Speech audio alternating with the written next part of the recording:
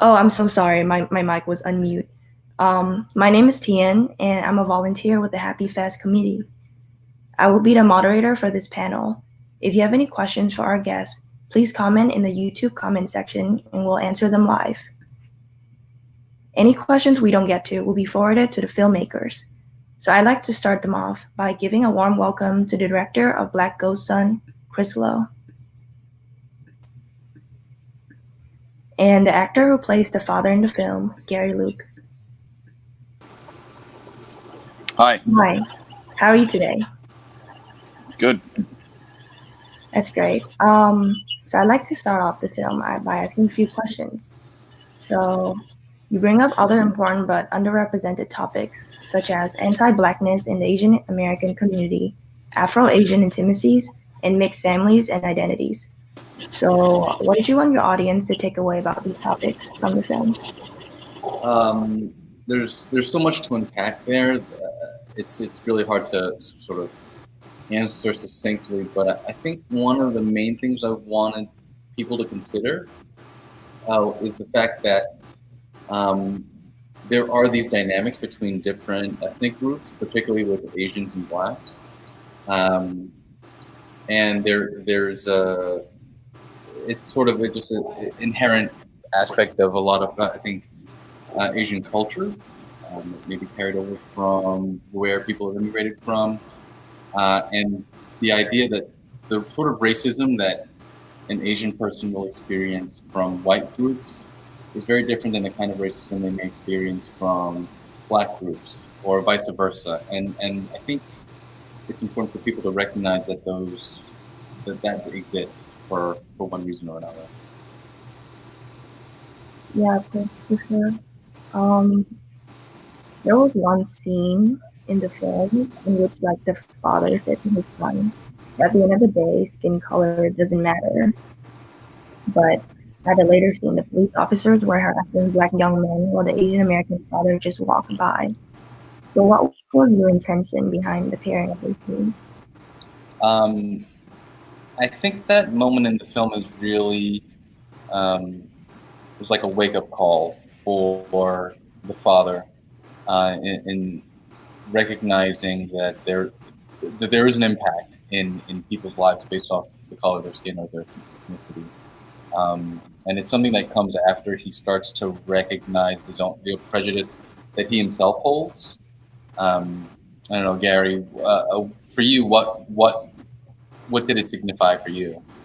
No, that's exactly it. There's people that sometimes you'll have conversations with that have this idea that we're in 2020 now and racism is over. So it's like, oh, they don't really see racism, but it occurs. And I think for the father's perspective, he's kind of in that mindset that he doesn't really realize these things. And when he gives that speech to the kid in the bathtub, that's kind of the frame of mind that he has. And then when he sees the police officers with a couple other kids, it kind of hits home. It's like, well, that could be my kid, and then that starts making him really start thinking that maybe, there's still a lot of work to do about, racial issues,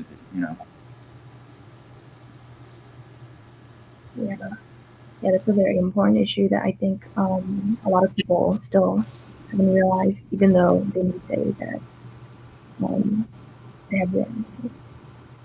And you mentioned on the website for the film that you want this portrait of the impoverished Chinese diaspora and working class Chinese Americans to unsettle the viewers. Why was that your goal? I think it's I think people don't realize roughly 20% of Asian people living in New York live in poverty, and that's a huge proportion, and I think that's something that's sort of ignored or not realized by a lot of people, and certainly not reflected, or at least in my opinion, reflected enough on screen. And I think it's important for people to start recognizing and telling these stories. There are plenty of Black and Hispanic films that tell stories coming from, the poor, impoverished communities in their groups, in their communities, and it could be ugly, it could be painful, but I think it's an important thing for Asian communities to start telling those stories as well, and not exclusively telling stories like Crazy Rich Asians or whatever else may be out there. I think it needs to be included in stories. Gary, do you have anything to add? No, you're exactly right. I think with the glamour of like filmmaking, people tend to have, you know, they're interested in things like celebrity kind of culture and the wealthy, like Crazy Rich Asians. They have this idea that that's like the Asian experience. But like I grew up pretty poor actually. Like I grew up in the projects area in the Lower East Side of Manhattan, so it was a very different experience. And some of the when I went to college and everything, I noticed there's big differences in the way other people grew up.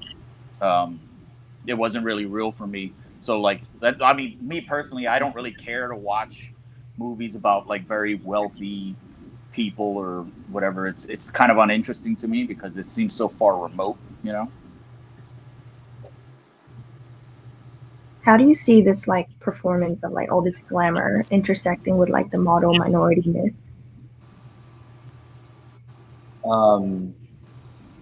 I think it's just starting to be dispelled, that myth. Obviously, more work needs to be done. And I like, for example, like so many of of the people that are included in this group of people that are living in poverty, it's not exclusive to immigrants. A lot of first generation kids don't explode upward with social mobility just because they're born in the States. And I think it's becoming increasingly difficult for people to find ways to get out of poverty. And there's a very, I mean, the grouping, the term Asians, it just contains so many different people with different types of experiences. Even within it, the Asian community, the difference between East Asians, South Asians, Southeast Asians, the sort of racism that goes on within these, demographics itself is so vast. It's hard. It's really a lot to unpack. So you can't get into it right now. Yeah, for sure. For the future, do you have any upcoming projects that you're working on? At the moment, I'm just trying to find financing to make Black Ghost Sun as a feature. That's my main mission right now. Right. And if the audience would like to watch Black Ghost Sun again or share with a friend, so how can they view and purchase the film?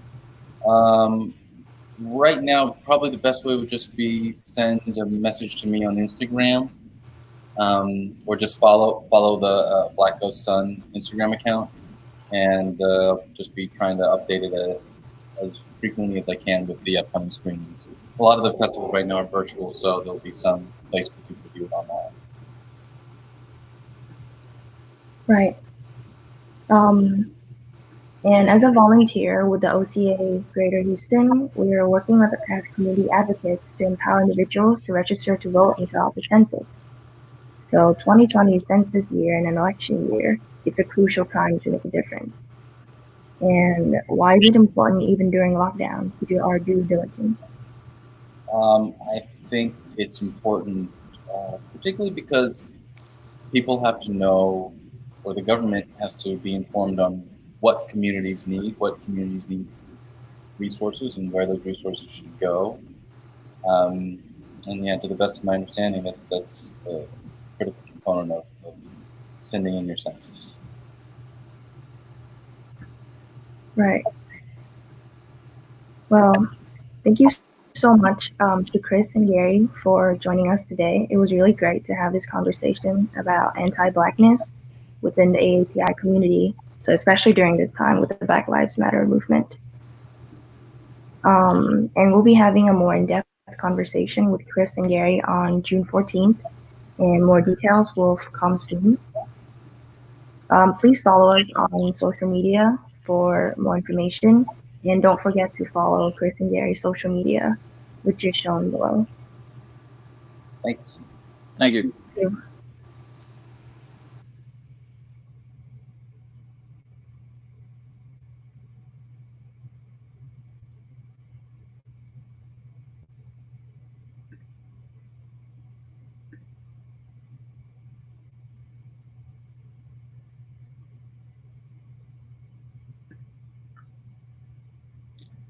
Hello, everyone. So my name is Tian, and I'm a volunteer with Happy Fest Committee. I'll be the moderator for this panel. If you have any questions for our guests, please comment in the YouTube section, and we'll answer them live. Any questions we don't get to will be forwarded to the filmmakers if we have time. And I'd like to start off by giving a warm welcome to the director of After Class, Charles Dong. Hello. Thank you so much for inviting me.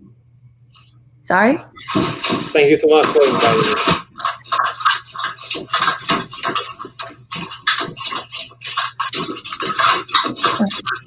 How are you today?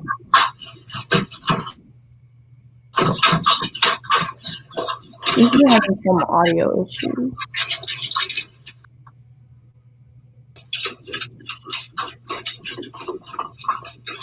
Can you hear me? Yeah.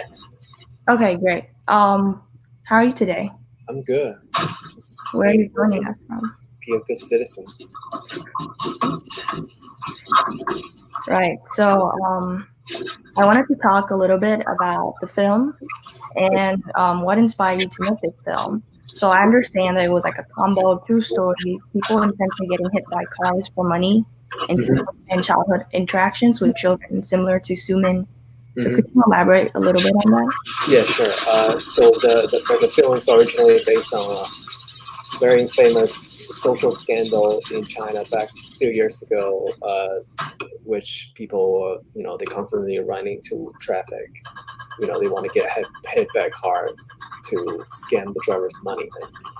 So at one time I saw a tweet about how this little girl, I think she's about 6 or 7 years, probably older. And so she got hit by a car and she broke her leg, and her mom kind of goes, "Well, your leg's already broken. Why don't you, for the first time when she got hit by a car, her family got paid a little bit of money from the driver. So the mom kind of goes, why don't you go get hit by a car again so we get more money, and maybe, we can get a better, 4K TV. And then they did a couple of times, and eventually the girl turned her mom to the police. So, and when I saw this, and this is pretty dark, I don't think any parents would want their kid to run into traffic. So I changed up the story a little bit to what we have, from the film, which the issue involves with the education system in the city where I live in China, about how, if your family register book doesn't belong to the city, you're not allowed to go to public school, which I experienced. And my family had to pay a huge amount of tax in order to send me to a good public high school. And that's where I got inspiration from. Right. So I was wondering, did you film After Class where you grew up? Well, I grew up in northeast of China. My family moved down to Shenzhen. I don't know if it's a city next to Hong Kong. I did film and everything in Shenzhen. It's a very different world, I would say. We didn't have like a legit audition, because in China you need to pay the actors to come to auditions, unlike in the US. And the police always try to bust the shoe, and my producer had to carry like 20 packs of expensive cigarettes with him. So whenever the police come, he would just give him a pack of cigarettes and tell him to leave, stuff like that. And we have total 12 days of pre-production, and we shot for 5 days. Right. So about the film itself, I noticed that it doesn't focus very heavily on dialogue, but it's sort of like rather let the scenes speak for themselves. So was this a stylistic choice?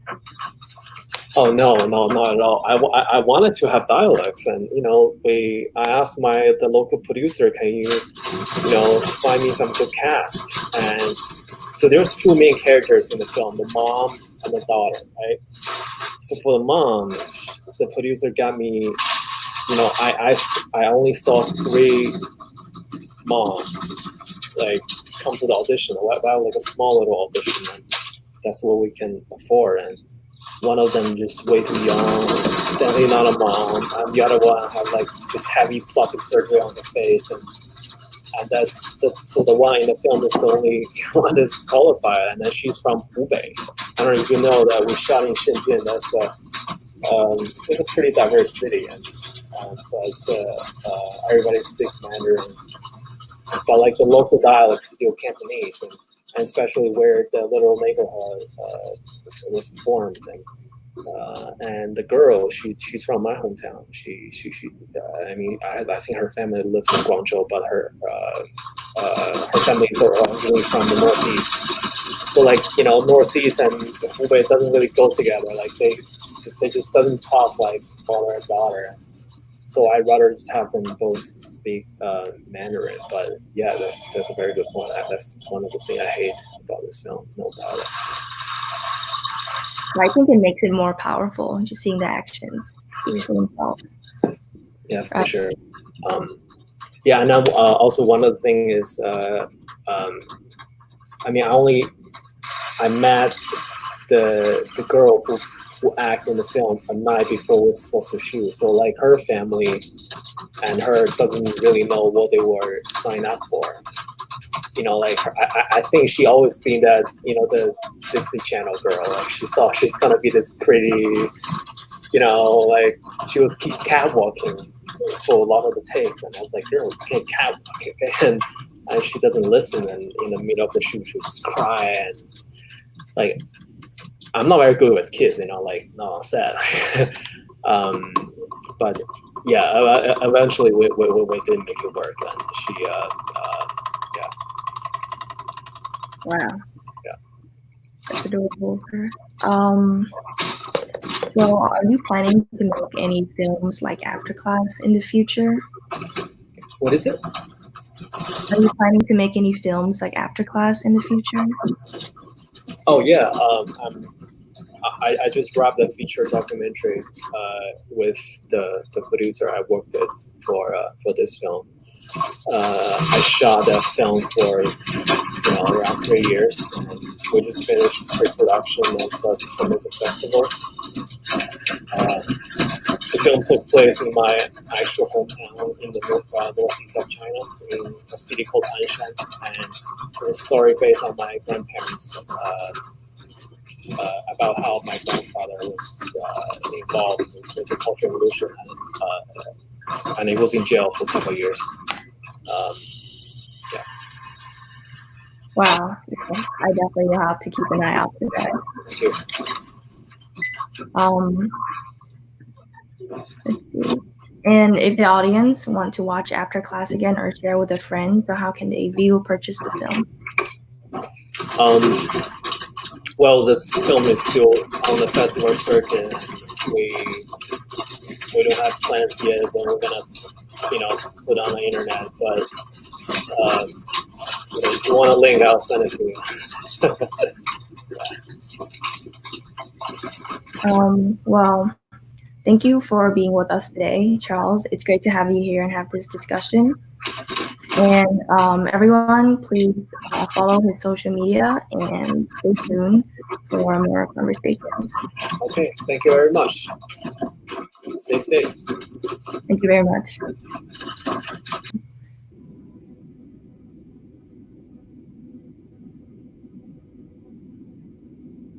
So, hi, my name is Tianhu, and I'm a volunteer with the Happy Fest Committee.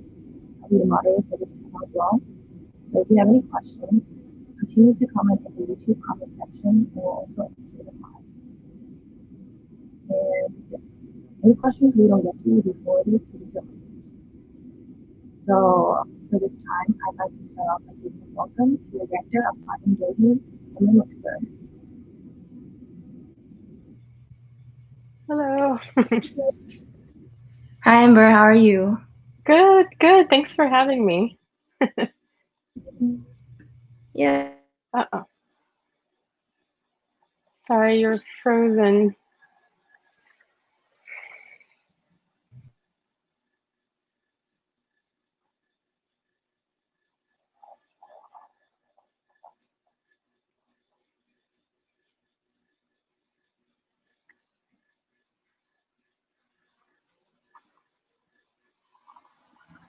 Sorry, I don't hear anything.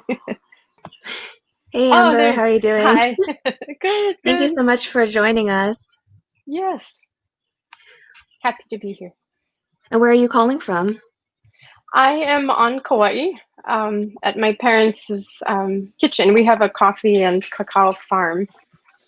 And Oh, that's so cool. yeah. So I'm in the kitchen. I've got sugar and cacao and all kinds of things here. Oh my God, it must smell delicious over there. It smells like brownies cooking all the time. Well, let me go ahead and we'll get into the Q&A. What surprised you most during this journey of filming Finding Dohee? Well, it might seem obvious to everybody who watches, but I didn't realize how much I was invested in finding out the answers that my mom was looking for. I thought of this as helping my mom, but it became very clear that I was doing this for myself and for her as much as she was doing this for me. I think That's that surprised awesome. me the most. Yeah. And sorry. So what was the process like for you to be on this journey of reconciliation reconnection? And how has filming this changed you? I think I don't know how much it changed me as much as it made me realize that all the things that I've done in my life that seemed somewhat disconnected actually all led me to being able to complete this journey. So my educational background is in documentary film and visual anthropology, and I've always been interested in genealogy and my mom's genealogy searches. And alternately, I also have a certificate to teach English, and I studied Japanese language because my mom does not understand Japanese. And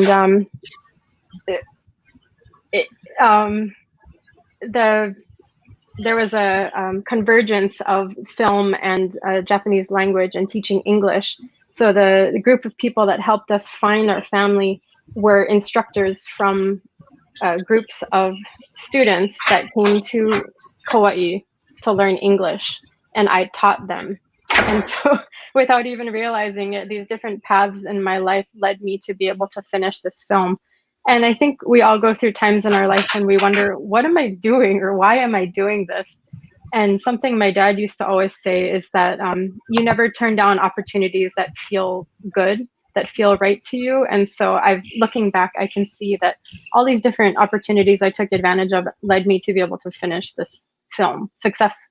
I shouldn't say successfully, but in a way that brought our family a lot of good feelings of connection. And the main reason I finished the film was to show at our first family reunion about 6 months after we went to Japan. So we had about 150 family members together for the first time. And I showed the film and everybody was crying and saying they had no idea. And a lot of them wanted to learn more. And we also want to try to go to Japan to visit the grave site that we visit in the film. Wow. How are you going to top that for the next family reunion? You're going to have to make another documentary. Right. Found Dohee, the aftermath. Yes. Exactly.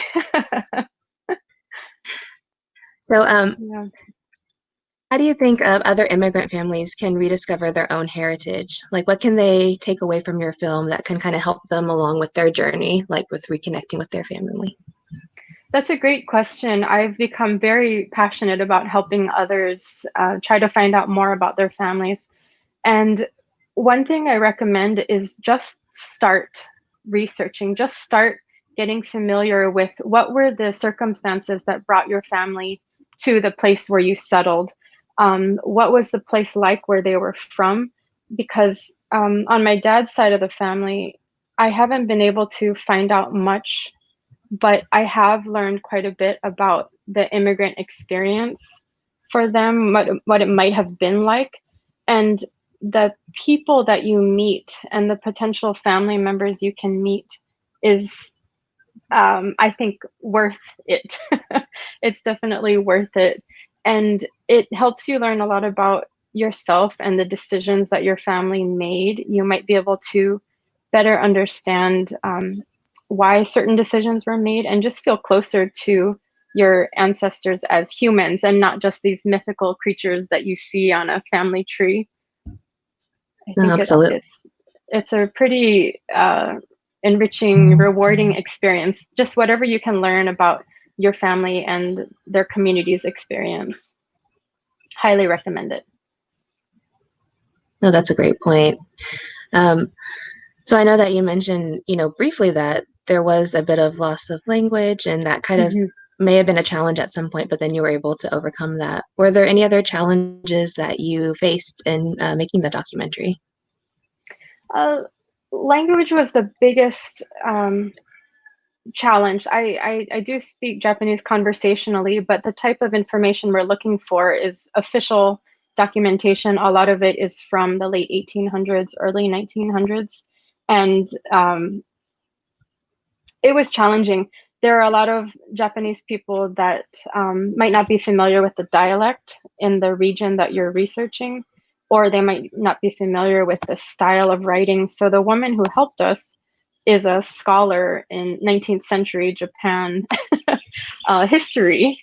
And she was the one who was ultimately able to help us. So things that we didn't realize were so nuanced. And she had an understanding of what the immigrant experience was like from that region. So I think it's just about networking and trying to find out. And I do want to add that we found my mother's cousin, who we visit in the film. We found her about 3 days before we left for Japan. So we didn't know that we were actually going to meet a family member until right before we left. So we just bought tickets, got ready to go, and things just unfolded. So I think a bit of advice I could share is once you start the journey and you start pulling on these little threads, I think the universe or your ancestors or there's something out there that helps you, keep tugging and tugging until you make progress. So you just have to start wherever you are. My mom thought she wouldn't ever find out anything, and then clearly we found out quite a bit. Yeah, it just takes that first step, right? To put yourself just take out there. that step. Mm-hmm. Yeah. No expectations, just hope that the more you learn, the more you'll get out of it. And we made so many good friends. That was unexpected as well. The good friends and connections that we've made and the invitations we've gotten to come back. And then we're able to offer the same where we live to reciprocate. That's amazing. So what do you have planned now? What other projects do you have coming up? Good question. So this is only the second festival that the film has been in. I just started in March at Disorient, right as the shutdown started. So very grateful to be part of this festival, and I'm hoping to show it throughout the rest of this year. I'm actually, I've just been admitted to a graduate program at University of Hawaii. Oh, congratulations. On Oahu, where I live. I'd like to continue with archival studies, genealogy, and I really want to help others who are interested in pursuing this similar type of journey. That's awesome. And hopefully find some great film ideas along the way. No, absolutely. Like you said, I mean, it's all about connections. And Yes. once you make that first impression with people, then you're able to start forth like a new conversation and a new story. Exactly. Well, thank you so much, Amber, for joining us for today's Q&A. And we hope that you have a good day and that your loved ones are safe. And we'll definitely be following you on all of your social media to hear about the upcoming screenings and whatnot. So yeah. Thank you so much, and same to all of you, and thank you for all your hard work and putting on the festival. Oh, thank you so much. It's really great. Bye-bye.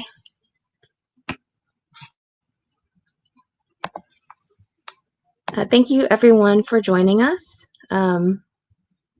This concludes our first film block for today. Excuse me.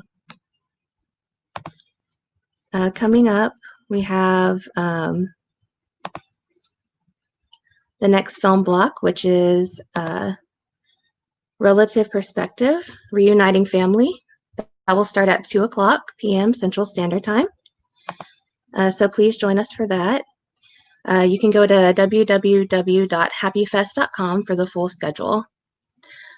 Before we end, I'd like to bring attention to the current racial injustices that our Black communities are facing. We as AAPI are standing in solidarity with Black Lives Matter.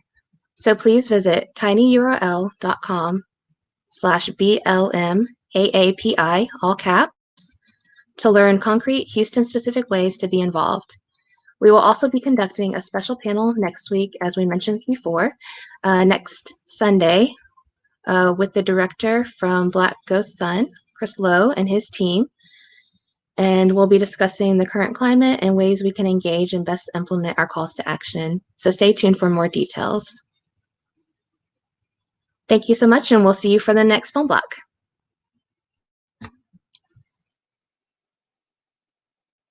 We would like to acknowledge the grief and outrage right now, especially within our Black communities. Our city, Houston, continues to hurt. George Floyd was a native Houstonian, and according to the Houston Chronicle, we have had 6 police killings this past month alone.